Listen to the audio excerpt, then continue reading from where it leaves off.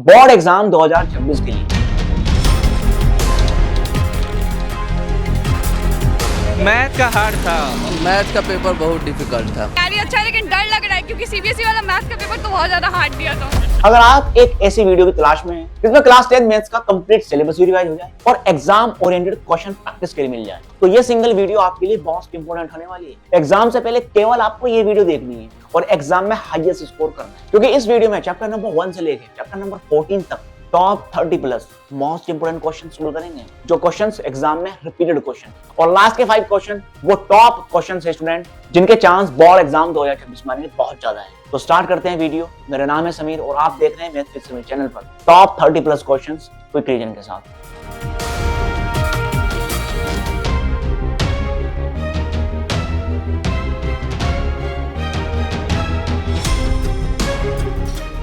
तो स्टार्ट करते हैं टॉप 30 प्लस क्वेश्चन का सॉल्यूशन। लेकिन आपको वीडियो पॉज कर एक एक क्वेश्चन सोल्व करना है और वीडियो का सॉल्यूशन देखना है और चेक करना है आपकी कितनी तैयारी है और कितने क्वेश्चन आपके सही हो रहे हैं। तो स्टार्ट करते हैं। क्वेश्चन नंबर 1 है हमारा 2023 के एग्जाम में आया हुआ क्वेश्चन है।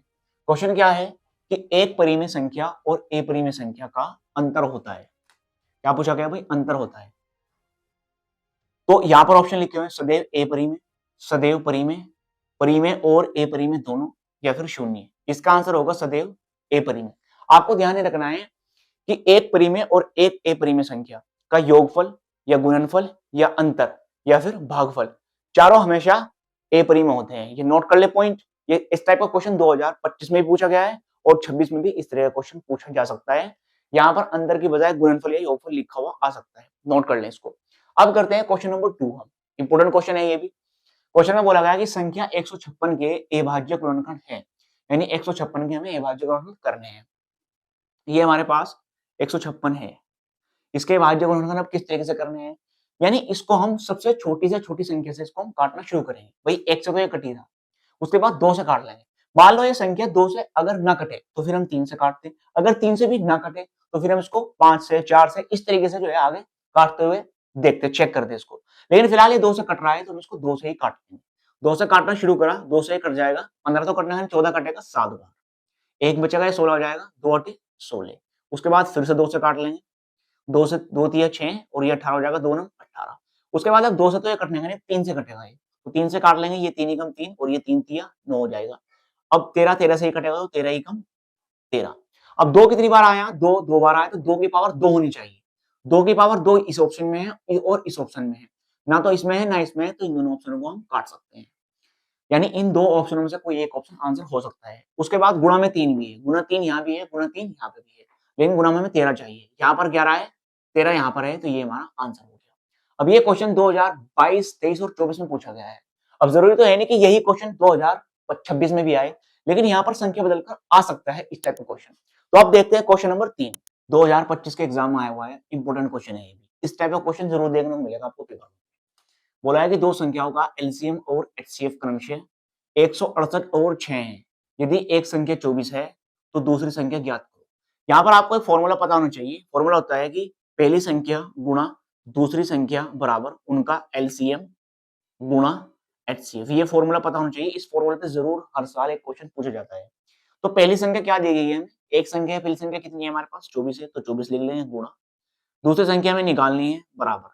एलसीएम कितना है हमारे पास? एलसीएम दिया गया है 168, तो 168 लिख लेंगे यहाँ पर गुणा। एचसीएफ कितना दिया गया है? एचसीएफ दिया गया है 6, तो हम यहाँ पर 6 लिख लेंगे। उसके बाद इस 6 से ये 24 कट जाएगा हमारा 4 बार, और इस 4 से ये 168 कट जाएगा 42 बार। तो हमारी सेकंड संख्या जो आ जाएगी वो कितनी आ जाएगी भाई? 42 आ जाएगी हमारी सेकंड संख्या, यानी दूसरी संख्या हमारी 42 आ गई। इस तरीके से इस क्वेश्चन को करना है। तो 42 ऑप्शन में है, ऑप्शन नंबर बी हमारा आंसर हो गया। अब देखते हैं क्वेश्चन नंबर 4। क्वेश्चन नंबर 4 में बोला गया द्विघात बहुपद x square plus 7x plus 12 के शून्यक है। इंपोर्टेंट क्वेश्चन है ये भी, और इस टाइप का क्वेश्चन भी जरूर एग्जाम में मिलता है। अब इसमें हमें शून्यक निकालने हैं इसके, यानी x के मान निकालने हैं हमें, प्लस 12। इसको सोल्व करना है हमें। तो इसको सोल्व करने के लिए आपको पता होना चाहिए यहाँ पर जो नंबर लिखा हुआ है, यानी हमें गुणा करने पर कितना चाहिए? 12 चाहिए। यानी ऐसे दो नंबर हमें सोचने हैं, ऐसी दो संख्या हमें सोचनी है जिनकी गुणा करें तो कितना मिल जाए हमें? 12। और यहाँ पर लिखा हुआ है प्लस, और जिनको हम प्लस करें यानी जोड़ो तो कितना मिल जाए यहाँ पर हमें? 7। ऐसे दो नंबर हमें सोचने हैं जिनकी गुणा करें तो 12 और जोड़ दे तो 7। तो ऐसे कौन से नंबर हो सकते हैं, सोचिए आप। 4 और 3 है, 4 3 12 और 4 और 3 7 हो जाएंगे। तो हम यहाँ पर लिख लेंगे इसको एक्स स्क्वायर प्लस, जो हमने नंबर सोचे हैं उनको लिख देंगे 4 प्लस 3, ठीक है ना। ये प्लस ये वाले निशान आएगा यहाँ पर, जो यहाँ पे लिखा होगा प्लस, और ये एक्स यहाँ पर लिख देंगे प्लस 12 लिख दिया हमने। उसके बाद एक्स स्क्वायर प्लस 4 के गुणा एक्स में करेंगे तो 4x हो जाएगा, प्लस 3 के गुणा एक्स में करेंगे 3x और प्लस 12। अब इन दो में हम कॉमन लेंगे, इन दोनों पदों में, तो यहाँ पर भी x है, यहाँ पर भी x है, तो x हमारा कॉमन आ जाएगा। अंदर बचेगा क्या, देखो x की पावर यहाँ 2 है, एक हमने बाहर ले ली तो एक हमारे पास अंदर पावर बचेगी। यहाँ से x बाहर चला गया तो यहाँ क्या बचा, केवल 4, तो यहाँ पर लिख देंगे x प्लस 4। यहाँ पर लिखेंगे प्लस, देखो 3 यहाँ भी है और 12 को हम लिख सकते हैं 4 गुणा 3, तो 3 इसके अंदर भी है, तो 3 ही हमारा यहाँ पर कॉमन आ जाएगा। तो यहाँ से 3 चला गया, यहाँ पर क्या बचा, केवल x प्लस। अच्छा 3 से 12 कितनी बार कटेगा भाई, 4 बार, तो 4 हम यहाँ पर लिख देंगे। उसके बाद x प्लस 4 यहाँ पे भी है, यहाँ पे भी है, तो अब x प्लस 4 ही हमारा कॉमन आ गया और बचा कितना हमारे पास, x प्लस 3, x प्लस 3। तो ये हमने पहले क्या कर लिया, इसके गुणनफल कर लिए। अब शून्य निकालने के लिए हम इसको शून्य के बराबर कर देंगे। एक बार इसको 0 के बराबर लिखेंगे और एक बार इसको लिख लेंगे, यानी x प्लस 4 बराबर 0 और x प्लस 3 बराबर 0। तो x बराबर कितना आ जाएगा, यहाँ से ये 4 इधर प्लस का इधर आ जाएगा माइनस का, तो x बराबर आ गया माइनस का 4 और यहाँ से आ जाएगा x बराबर माइनस का 3। तो -4 -3 आंसर होना चाहिए, -4 -3 आंसर हमारा हो गया। तो ये तो एक टाइप का क्वेश्चन है ऐसा। अगर आपको इस टाइप के सारे ही क्वेश्चन समझने हैं तो वीडियो में कमेंट करें बहुपद। इस पैटर्न पे जितने भी क्वेश्चन बनते हैं सारों के लिए नेक्स्ट वीडियो बना दी जाएगी। अब देखते हैं क्वेश्चन नंबर 5, 2025 के एग्जाम में आया हुआ है और इस टाइप का क्वेश्चन में जरूर एग्जाम में देखने को मिलेगा आपको। बोला है कि यदि बहुपद x square minus 3x plus 5a का एक शून्यक 2 है तो a का मान बताना है। यहाँ पर k भी दे सकता है लिख के और a भी आ सकता है, m भी आ सकता है, कुछ भी दे सकता है, उसका मान बताना है। तो यहाँ पर बोला गया है कि अगर 2 इसका शून्यक है तो a बताना है, यानी अगर x की जगह हम 2 रखेंगे तो ये पूरा का पूरा बहुपद शून्य के बराबर हो जाएगा। तो यहाँ पर हम x बराबर 2 रखेंगे भाई, इसमें x square minus 3x plus 5a में, तो x की जगह यहाँ 2 रखा, 2 की घात 2 हो जाएगा, माइनस 3 गुणा 2 प्लस 5a। अब हमने x की जगह 2 रख दिया, शून्य था तो ये शून्य के बराबर हो जाएगा। 2 का स्क्वायर 4 माइनस 3 दूनी 6 प्लस 5a बराबर 0। अब 6 में से 4 जाएंगे, माइनस का 2 बचेगा, प्लस 5a बराबर 0। यहाँ पर 5a ऐसे ही रहेगा, ये 2 इधर माइनस का है, इधर आ गई प्लस का हो जाएगा, तो a बराबर आ जाएगा हमारे पास 2/5। तो ये हमारे पास a का मान निकल कर आ गया। a का ही मान पूछा गया था, 2/5 ऑप्शन नंबर सी में है। इस तरीके से ये क्वेश्चन करना है। समझ आ रहा है क्वेश्चन स्टूडेंट्स? अब देखते हैं क्वेश्चन नंबर 6 क्या है हमारा। क्वेश्चन नंबर 6 जो है क्वेश्चन 2024 में पूछा गया है और इंपोर्टेंट क्वेश्चन है, ये भी अक्सर एग्जाम में मिलता है धीरे धीरे। बोला ये बहुपद है हमारे पास 4x square minus 4x plus 1 के शून्यकों का योगफल। या तो योगफल पूछा जाएगा या फिर गुणनफल भी पूछा जा सकता है। तो उससे पहले आपको फॉर्मूला पता होना चाहिए इसका। मैं आपको बता दूं कि अगर हमारे पास कोई व्यापक द्विघात बहुपद है ax square plus bx plus c, ये हमारे पास एक व्यापक द्विघात बहुपद है, तो इसमें शून्यकों का योगफल और गुणनफल का क्या फॉर्मूला है वो समझते हैं। मान लो हमारे पास इसके जो शून्यक है वो अल्फा और बीटा है, तो अल्फा प्लस बीटा यानी योगफल क्या है शून्यकों का, इसका फॉर्मूला होता है माइनस का b बटा a, ये फॉर्मूला होता है हमारा। तो हमें यहाँ से क्या चाहिए, योगफल ही निकालना है, तो यही फॉर्मूला हम यूज करेंगे। सबसे पहले हम a देखते हैं क्या है। देखो x स्क्वायर से पहले यहाँ पर क्या लिखा हुआ है 4 और यहाँ x स्क्वायर से पहले क्या लिखा हुआ है a, यानी a की जगह क्या है हमारे पास 4 दिया गया है। इसी तरीके से x से पहले यहाँ -4 लिखा हुआ है और x से पहले यहाँ पर b लिखा हुआ है, तो यानी b के स्थान पे क्या है माइनस का 4 लिखा हुआ है, यानी a आ गया हमारे पास b। अब हमें निकालना है योगफल। योगफल क्या है हमारा माइनस का b बटा a, तो ये वाला माइनस तो यहाँ पर हमने ऐसे लिख दिया। b की जगह क्या है, b की जगह माइनस का 4 है, माइनस का 4 बटे a कितना है हमारा, ये भी 4 है, बराबर माइनस माइनस ये हो जाएगा प्लस 4 और बटे भी कितना है 4, 4 से 4 कट जाएगा एक बार, तो इसके जो शून्यकों का योगफल है वो कितना आ गया हमारा 1 आ गया। आपको कमेंट में बताना है स्टूडेंट कि अगर इस क्वेश्चन में शून्यकों का गुणनफल पूछा जाए तो आंसर क्या होगा। अब देखते हैं क्वेश्चन नंबर 7। क्वेश्चन नंबर 7 और क्वेश्चन नंबर 8 दोनों चैप्टर नंबर 3 के हैं और इस चैप्टर से इसी टाइप का क्वेश्चन पूछा जाता है एग्जाम में।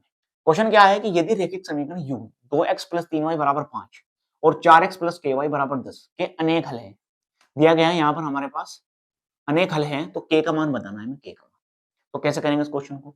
इसके लिए हमें एक फॉर्मूला पता होना चाहिए कि जब दो रैखिक समीकरणों के अनेक हल होंगे तो उस सिचुएशन में इनमें संबंध क्या रहेगा एक तरीके से।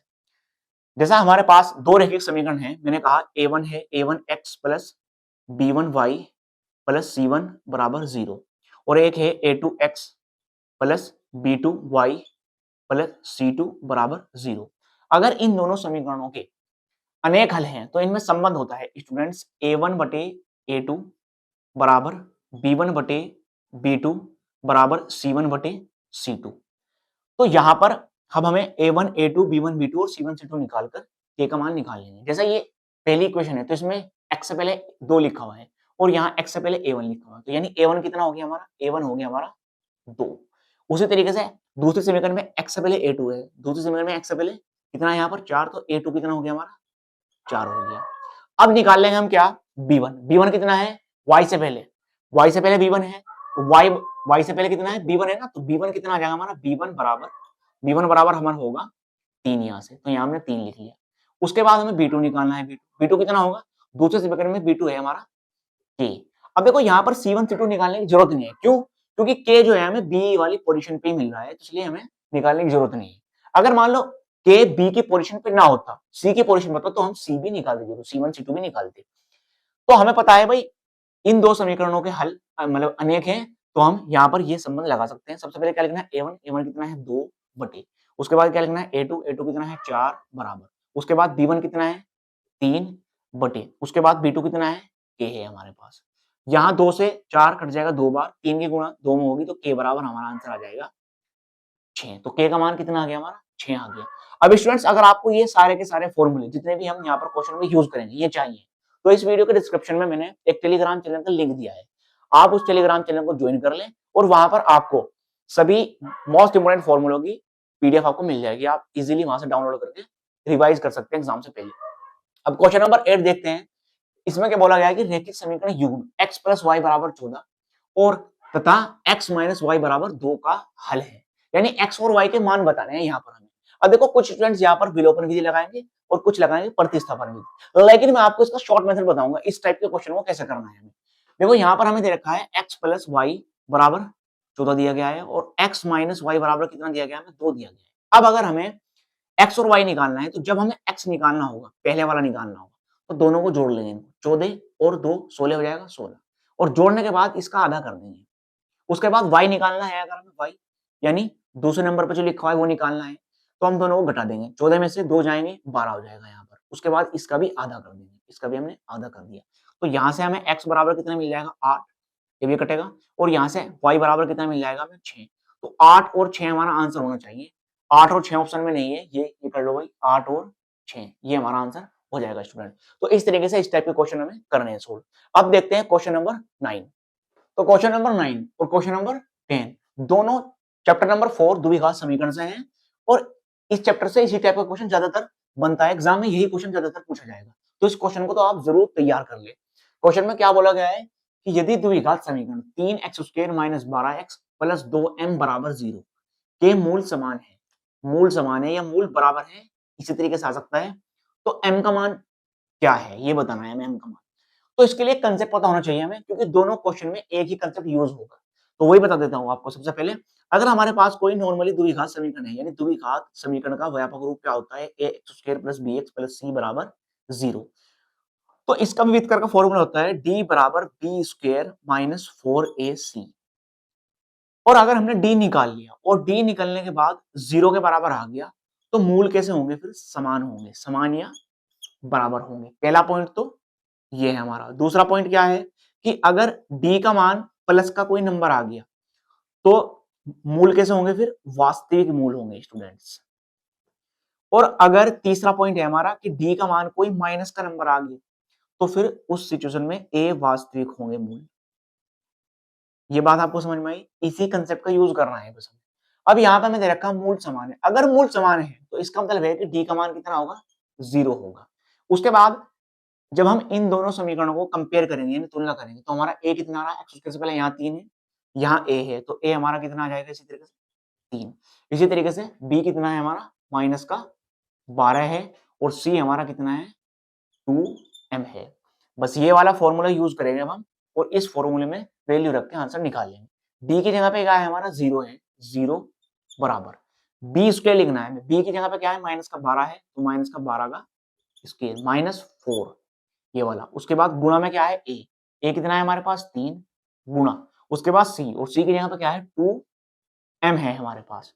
तो यहाँ पर 0 बराबर 12 का स्क्वायर 144 हो जाएगा, माइनस 4 3 12, 12 दूनी 24 m हो जाएगा हमारे पास। 24 m इधर माइनस का है, इधर आके प्लस का हो जाएगा, यानी 24 m बराबर 144। 24 से 144 जो है 6 बार करते हैं 144, तो m बराबर आ जाएगा हमारा 6। तो m का मान कितना आ गया भाई हमारा, 6 आ गया। ऑप्शन नंबर डी हमारा आंसर हो जाएगा। इस लैंग्वेज पे क्वेश्चन जरूर आएगा स्टूडेंट्स, आप इसे अच्छे से तैयार कर लें।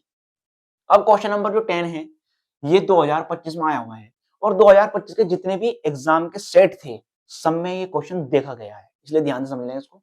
इसमें पूछ रखा है कि द्विघात समीकरण के मूल हैं, यानी मूल वास्तविक हैं, बराबर हैं, या वास्तविक नहीं है, ये वास्तविक एक ही बात होगी, या भिन्न। ये तो देखो हो ही नहीं सकता, क्योंकि हमारे पास 3 ही कंडीशन है। तो हम इसका विविधकर निकाल के देखेंगे। विविधकर अगर 0 आ गया तो मूल समान होंगे, अगर विविधकर कोई प्लस की संख्या आ गई तो वास्तविक होंगी, और अगर माइनस की संख्या हुई तो ए वास्तविक होंगे। तो विविधकर निकाल लेते हैं। विविधकर क्या फॉर्मूला है, डी बराबर बी स्क्वायर माइनस 4ac। तो डी बराबर बी की जगह पे क्या है स्टूडेंट, यहाँ पर बी की जगह पे 5 है, तो 5 का स्क्वायर लिख लेंगे माइनस 4। ए की जगह पे क्या है, 3 है, ये 3 लिख लिया हमने, गुणा, और सी की जगह, सी के स्थान पे 3 है हमारे पास। तो डी बराबर 5 का स्क्वायर 25 हो जाएगा, माइनस 4 3 12, और 12 3 36 हो जाएगा। अब जो डी का मान आएगा वो कितना आ जाएगा, वो आ जाएगा माइनस का 11, यानी माइनस का नंबर है डी। इसका मतलब क्या है, मूल कैसे होंगे हमारे, ए वास्तविक होंगे। तो यहाँ पर आंसर क्या होगा, वास्तविक नहीं या अवास्तविक, बात एक ही है। तो इस तरीके से क्वेश्चन आ सकता है एग्जाम में। अब देखते हैं क्वेश्चन नंबर 11। तो क्या है भाई क्वेश्चन नंबर 11। क्वेश्चन नंबर 11 में बोल रखा है कि समांतर श्रेणी 10,7,4 डैश डैश डैश का 30वां पद है, यानी 30वां पद निकालना है। ये तो क्वेश्चन थोड़ा सा अच्छा है। नॉर्मली क्वेश्चन ये भी पूछ जाता है कि इसका सारवांतर बताओ, ठीक है ना, तो वो भी सिंपल क्वेश्चन है, सारवांतर हम बता ही देंगे इसमें। तो 30वां पद निकालने के लिए हमें फॉर्मूला पता होना चाहिए, क्या है फॉर्मूला, होता है कि ए एन, यानी समांतर श्रेणी का nवां पद बराबर होता है a plus n minus 1 D, ये फॉर्मूला होता है हमारे पास। तो यहाँ पर हमें a क्या होता है, a होता है समांतर श्रेणी का पहला पद, यानी a तो हमारे पास कितना है, 10 है, और n क्या होता है, n होता है जितना पद हमें निकालना है। यहाँ बोल रखा 30वां, और यहाँ कह रहे हैं हम nवां, तो यानी n की जगह पे क्या है, 30 है, ठीक है ना। अब हमें डी भी पता होना चाहिए। तो डी क्या होता है, डी होता है सारवांतर, और डी निकलता है दूसरे पद में से जब हम पहला पद घटा देंगे, यानी 7 में से जब हम 10 को घटा देंगे तो हमारे पास आ जाएगा माइनस का 3। अब हमें क्या निकालना है, हमें निकालना है ए एन, और ए एन, एन की जगह क्या है, 30, यानी ए 30 का मान हमें निकालना है। इस तरीके से हमने जो चीज हमें क्वेश्चन में दे रखी है वो लिख ली, और जो निकालना है वो लिख लेंगे। अब हम फॉर्मूला लगा क्वेश्चन लिख लेंगे। तो यानी कि ए एन की जगह पे क्या है, 30, यानी ए 30 बराबर, उसके बाद क्या लिखना है, ए कितना है, 10 लिख दिया हमने, प्लस उसके बाद क्या लिखना है, n माइनस 1, एन की जगह पे कितना है, 30, तो लिख देंगे 30 माइनस 1, उसके बाद गुणा, यहाँ गुणा है, डी कितना है हमारा, माइनस का 3 है। अब यहाँ पर क्या करेंगे हम, 10 ऐसे ही लेगा, प्लस 30 में से 1 जाएगा 29, और गुणा हमारे पास है माइनस का 3। अब ये 10 ऐसे ही रहेगा, ये प्लस ये माइनस, तो ये माइनस हो जाएगा। 29 क्या होता है स्टूडेंट, 87, तो 87 पे 10 घटा देगा तो माइनस का 77 हमारा आंसर आ जाएगा। तो 77 ऑप्शन में है, तो ऑप्शन नंबर 3 आंसर आ जाएगा। सारवांतर पूछा जाता तो सिंपल क्या करना है, दूसरे पद में से पहले पद को घटाना है हमें। तो अच्छा क्वेश्चन है, ये भी तैयार कर लें इसको। ये क्वेश्चन 2019 और 24 में आया हुआ है, क्वेश्चन नंबर 12। अच्छा सवाल है ये भी, और ये 2024 में आया हुआ क्वेश्चन, तो लेटेस्ट क्वेश्चन ही है सारे। तो इसमें बोला है कि x के किस मान के लिए 2x, x प्लस 8 और 3x प्लस 1 समांतर श्रेणी में है। आपको यहाँ पर एक कंसेप्ट पता होना चाहिए जो मैं आपको बता रहा। अगर मान लो हमारे पास कोई 3 संख्या है, मान लो a है, b है और c है, और ये समांतर श्रेणी में है, तो इनमें संबंध होता है b माइनस a, यानी b में से हम a को घटाएंगे, वो बराबर होगा c माइनस b के, c माइनस b के। इस कंसेप्ट को यूज करेंगे यहाँ पर। इसको हम a मान लेंगे, इसको b, और इसको हम मान लेंगे c। तो अगर बोल रखा है क्वेश्चन में कि ये समांतर श्रेणी में है, तो b में से हम a को घटाएंगे, यानी x प्लस 8 में से हम घटा देंगे 2x को, और बराबर किसके होगा वो, जब हम c में से b को घटाएंगे। c कितना है, 3x plus 1, 3x plus 1 minus कर देंगे क्या b कितना है हमारा x प्लस 8। अब आपको ध्यान रखना जब हम कोई दो पद घटाते हैं तो उसको हम ब्रैकेट में लेके चलते हैं। अब यहाँ ये माइनस का 2x है, ये प्लस का x है, तो ये माइनस का x आ जाएगा हमारे पास घटने के बाद, प्लस का 8 बराबर 3x प्लस 1। अब जब ब्रैकेट के बाहर माइनस होता है, कॉस के बाहर जब माइनस होता है तो अंदर की चिन्ह बदलते हैं और कॉस खोल देते हैं, यानी माइनस x लिखेंगे और माइनस का 8 लिखेंगे। यहाँ पर माइनस x प्लस 8 ऐसे ही रहेगा बराबर 3x में से 2x जाएंगे तो यहाँ पर मतलब 3x में से 1x जाएगा तो यहाँ पर 2x बचेंगे। ये प्लस 1 है, ये माइनस 8 है, तो ये हमारे पास माइनस का 7 हो जाएगा। ये 7 इधर आएगा तो प्लस का हो जाएगा, ये प्लस का 7 कर दिया हमने और प्लस का 8 जुका दो बराबर 2x। ऐसे ही ये माइनस का x है, इधर आ गया प्लस का x हो जाएगा। यहाँ पर ही जुड़कर 15 और ये यहाँ पर ये 3x, तो हमारा x बराबर आ जाएगा 15/3 और 3 से 15 कट जाएगा 5 बार, यानी x का मान कितना होना चाहिए 5। तो ये पूछा था x के किस मान के लिए, तो यानी x का मान 5 होना चाहिए, तभी ये तीनों संख्याएं समान श्रेणी में होगी। तो ऑप्शन कौन सा है हमारा ए। इस तरीके से ये क्वेश्चन आपको करने हैं। स्टूडेंट्स उम्मीद करता हूँ क्वेश्चन आपको समझ में आ रहे होंगे। अब देखते हैं क्वेश्चन नंबर 13। तो क्वेश्चन नंबर 6 जो है वो त्रिभुज चैप्टर से है और 100% कह सकता हूं मैं इस टाइप पे क्वेश्चन एग्जाम में जरूर मिलता है आपको। हर साल हर सेट में ये त्रिभुज का क्वेश्चन इस टाइप का जरूर मिलेगा आपको। और ये क्वेश्चन देख लो 2020, 22, 23, 24 लगातार पूछा जा रहा है। 25 में भी आया हुआ है क्वेश्चन और 26 में भी जरूर मिलेगा आपको। तो क्वेश्चन में बोल रखा है कि भाई डीईबीसी के समांतर है, डीईबीसी के समांतर है, एडी की लंबाई हमें निकालनी है, वो साफ दिख रहा है यहाँ पर एडी निकालना है और एई दे रखा है हमें 2.7, बीडी हमें 10.8 दिया गया है और सी हमें 8.1 दे रखा है, तो हमें एडी निकालना है। तो यहाँ पर थेल्स पर में लग जाएगी कि अगर ये दोनों समांतर हैं तो एडी बटा डीबी बराबर होगा एई बटे ईसी के, तो वही लिख लेंगे हम एडी बटे डीबी बराबर होगा एई बटे ईसी के। तो एडी तो हमें निकालना है, एडी बटे डीबी कितना है 10.8 है बराबर ए कितना है 2.7 है और ईसी कितना है 8.1 है। सबसे पहले इसका ये पॉइंट हटा दिया जाएगा, ये 27 से कट जाएगा 81 3 बार 27 से कट जाएगा। यहाँ पर हमारे पास बचेगा एडी बराबर 10.8 की गुणा यहाँ पर हो जाएगी, एक बचा है ना यहाँ पर क्योंकि 27 कम 27 81 10.8 की गुणा एक में करेंगे तो यहाँ पर आ जाएगा 10.8 और बटे कितना है हमारे पास 3।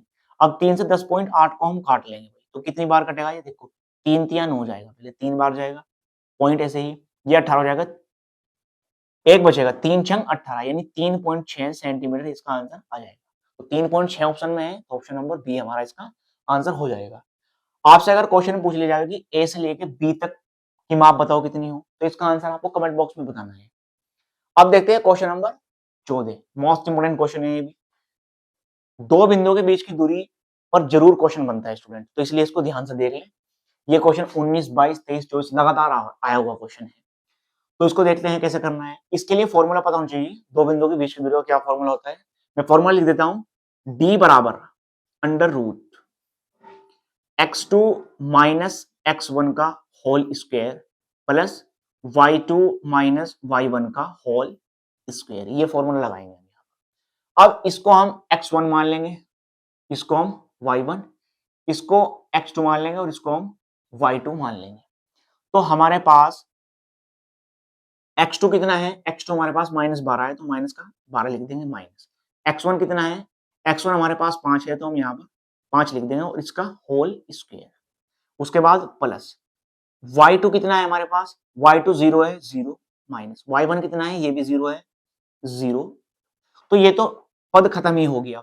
हमारे पास क्या बचा रूट के अंदर, माइनस माइनस प्लस हो जाएगा ये, तो माइनस का ये 17 आ जाएगा, माइनस 17 का स्क्वायर, इसको लिखने की जरूरत है तो 0 हो गया।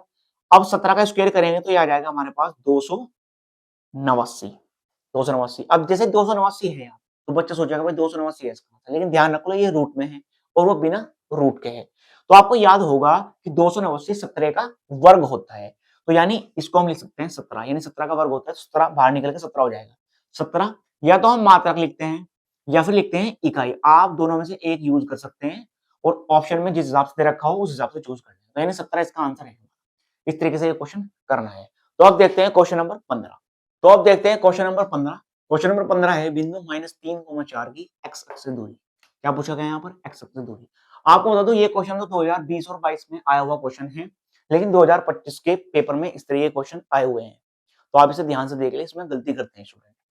क्वेश्चन में पूछ रखा है एक्स अक्ष से इस बिंदु की दूरी बतानी है आपको। आपको ये बात पता होनी चाहिए। देखो इस क्वेश्चन को मैं शॉर्ट मेथड बताऊंगा आपको। शॉर्ट मेथड क्या है, क्योंकि ऑब्जेक्टिव में ही आने वाला क्वेश्चन है, तो उसका शॉर्ट मेथड ही सीख लेंगे आप तो बेहतर रहेगा आपके लिए।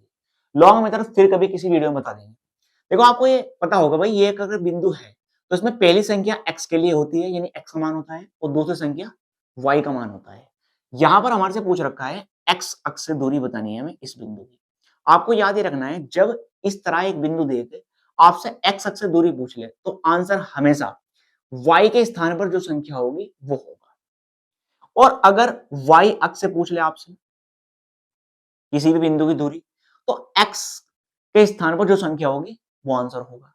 अब यहां पर इस बिंदु की x अक्ष से दूरी पूछ रखी है, x अक्ष से पूछ रखी है, तो y के स्थान पर जो संख्या है वो आंसर होगा। y के स्थान पर क्या है 4, तो इसका आंसर कितना हो जाएगा? 4 हो जाएगा। ये शॉर्ट मेथड है। अब अगर आपसे मैं पूछ लूं कि भाई इसी बिंदु की आप y अक्ष से दूरी बताओ कितनी होगी, तो इस बिंदु की y अक्ष से दूरी बतानी होगी, तो हमें x के स्थान पर जो संख्या लिखी होगी वो आंसर होगा। अब x के स्थान पर लिखा हुआ है यहाँ -3, आपको पता होना चाहिए दूरी कभी भी माइनस में नहीं हो सकती, तो लिख यहां पर -3 रहा है, लेकिन आपको इसका आंसर क्या देना है? फिर भी 3 देना है, यानी ऑप्शन में प्लस का ही चूज करना है। तो इस तरीके से इस क्वेश्चन को करा जाता है। इसको आप तैयार कर ले, क्वेश्चन जरूर आता है एग्जाम में इस टाइप का। अब देखते हैं क्वेश्चन नंबर 16 क्या है भैया। ये 20 और 24 में आया हुआ क्वेश्चन है, और अच्छा और आसान क्वेश्चन है। इसमें दे रखा है दो बिंदु है हमारे पास, एक ये और एक ये। इसको मिलाने वाली रेखाखंड यानी रेखा जो इन दोनों बिंदुओं को मिलाएगी, उसके मध्य बिंदु का हमें क्या चाहिए? निर्देशांक चाहिए। तो इसका फॉर्मूला पता होना चाहिए आपको।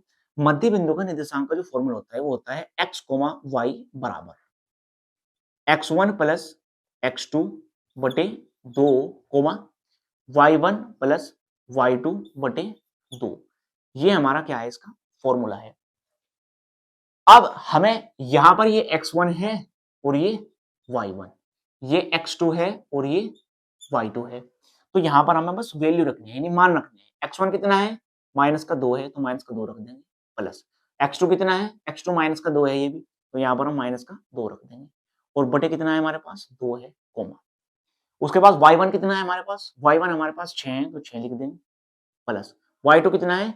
y2 हमारे पास 10 है, तो हम यहाँ पर 10 लिख देंगे, बटे 2 लिख देंगे। हम यहाँ लिख दिया हमने 2। अब यहाँ पर क्या होगा भाई? देखो ये -2 ऐसे ही, ये प्लस माइनस -2 ऐसे ही, बटे 2, कोमा। यहाँ पर ये जुड़कर कितना हो जाएगा? 16 बटे 2। ये हमारा ब्रैकेट ऐसे ही चलेगा, बराबर। ये माइनस माइनस माइनस का प्लस हो जाएगा, माइनस का 4 बटे 2, और ये 16 बटे 2 रहेगा हमारे पास ऐसे ही। अब यहाँ पर हम 4 को 2 से काट लेंगे, तो हमारे पास कितना आ जाएगा कट के? -2, और ये 2 से हम 16 को काट देंगे तो आ जाएगा 8, यानी -2,8 हमारा आंसर आना चाहिए। -2,8 हमारा ऑप्शन नंबर सी है। तो स्टूडेंट्स इस तरीके से हमने क्वेश्चन 16 क्वेश्चन यानी 16 क्वेश्चन हमने यहाँ पर सोल्व करे हैं। ये टॉप इंपोर्टेंट क्वेश्चन है, लेकिन बात हमने टॉप 30 प्लस क्वेश्चन की थी। तो आपको बता दो स्टूडेंट्स, ये पार्ट 1 है इस वीडियो का। अगर आपको आगे के क्वेश्चन भी ऐसे ही सोल्व करने हैं तो उसके लिए आपको पार्ट 2 कमेंट करना होगा वीडियो के कमेंट बॉक्स में। अब आपको बता दूं, इन सभी क्वेश्चन की पीडीएफ आपको टेलीग्राम चैनल पर ही मिलेगी। वीडियो के डिस्क्रिप्शन में लिंक दिया गया है, आप उस लिंक पे जैसे जाओगे तो टेलीग्राम चैनल को आप ज्वाइन कर ले, और इंपोर्टेंट फॉर्मूला की पीडीएफ और इन सभी क्वेश्चन की पीडीएफ आपको वहीं टेलीग्राम चैनल पर मिलेगी। तो स्टूडेंट्स मिलते हैं अब इस वीडियो के सेकंड पार्ट में।